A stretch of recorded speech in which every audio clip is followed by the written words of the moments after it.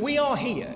We're here, aren't we? Because hundreds of thousands of people who did what governments had told them, who did the right thing, who prepared for their future, who were good citizens, have been let down and dumped into an often unspeakable life of hardship. And the question is, were those people responsible for their own calamity? Were you just unlucky? Did you fail to take your responsibilities to keep an eye on the people managing your funds? Did you sit back allowing those guys to make mistakes? Or were you the victims of a crushing failure on behalf of government agencies to enforce regulation? Because if it's just bad luck, you're owed nothing. But if it's bad government, you're owed everything. What does not make sense is a halfway house. And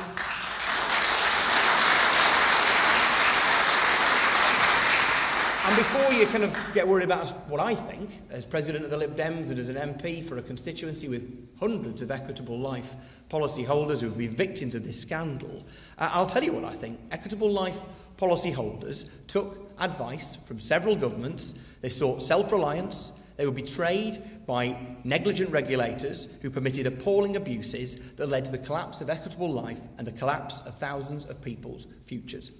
So I voted in Parliament for the Equitable Life Bill because it endorsed the 2008 Ombudsman report. I voted for the £1.5 billion settlement because it was 3 times better than what was on offer previously. But I absolutely do not see the £1.5 billion settlement as nearly the end of the matter.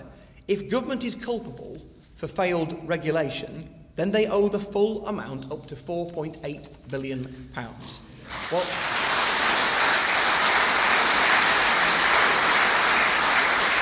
and whatever kind of subtleties might be put out there, the bottom line is that the government has accepted culpability, and we should welcome that. But what the government must understand is this: you cannot accept culpability without accepting the cost. So my commitment to you is to continue to fight for the £1.5 billion pot to be increased until every equitable life policyholder who has been affected is fairly and fully compensated. I know that Vince Cable is pushing for this too. I can't say much more than that, but I promise you he is, and very energetically. And because I should let you into a secret about coalition. You see, if you don't win the election, but you end up in coalition government, you don't get everything you want. And so the Lib Dems, who want a full and fair settlement on equitable life policy holders, have to keep fighting in government to improve the settlement. And my colleague Stephen Lloyd, you've heard from, Vince, myself and plenty of others, will do that, and we will continue to do that. And just as we've won increases in the state pension, just as we increased the increase in the threshold for income tax for those in work, because those things are right and they're fair, then we will continue to fight for full compensation for equitable life policy holders, because that is right and that is fair. It is not right and it is not fair that elderly people, some of them who are extremely frail, pre-92 annuitants, are getting absolutely nothing, and that the public purse is effectively hoping that their claims for justice will just literally die out and go away. It is not right and not fair that thousands more are forced to accept reduced sums, and that even those reduced payments have been delayed in many cases. It is not right and it is not fair to attempt to draw a line under this as if it was not possible to achieve justice now, this late. Of course it is possible, it must be achieved, because this is a critical issue.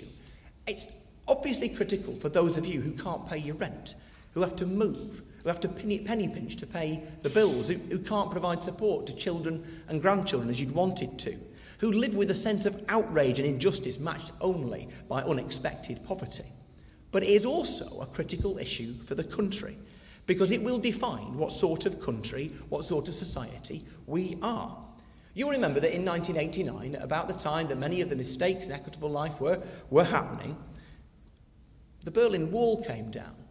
The Berlin Wall came down in December 1989, but it was about loads more than just a wall, wasn't it? The tearing down of that wall was a kind of physical representation of the collapse of a failed system that was corrupt and oppressive and wrong. Now then, in 2008, we saw the banking crash, the collapse in the financial services industry.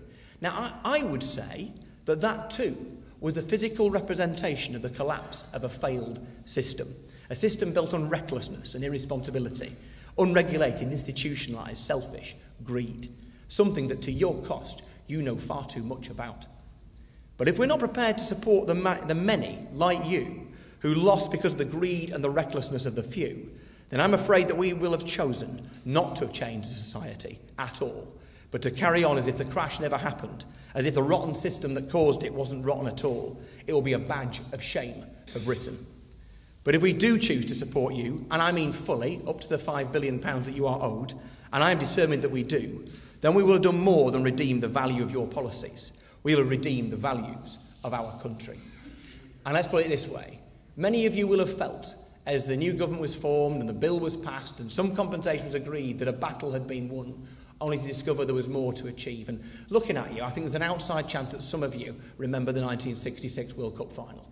Right? Thank you. Now then, you will remember then, won't you, that with seconds to go, England 2-1 up, the nation was about to erupt in absolute ecstasy as England were about to win the World Cup on home turf. And with seconds to go, Germany equalised. Maybe it feels a bit like that. And here we are in the centre circle, like Bobby Moore, Bobby Charlton and the rest of them were, socks down, deflated. The country, deflated. Battle won, battle lost. And Alf Ramsey strode out. And you remember what he said, I'm sure. He jabbed his finger at them all and he said, you've beaten them once, go out and bloody beat them again. And that is my message to you, to the guys from the EMAG all-party group, the guys from EMAG committee, to all of you here today who are so absolutely indignant that you get justice for yourselves and for others. There are loads of people here who are going to get full compensation. You are here because you are outraged for the thousands who will not unless this thing gets changed. Huge credit to you, but you do not win very many things in this life unless you keep fighting. We will keep fighting. We've won battles harder than this before. Go out and bloody beat them again.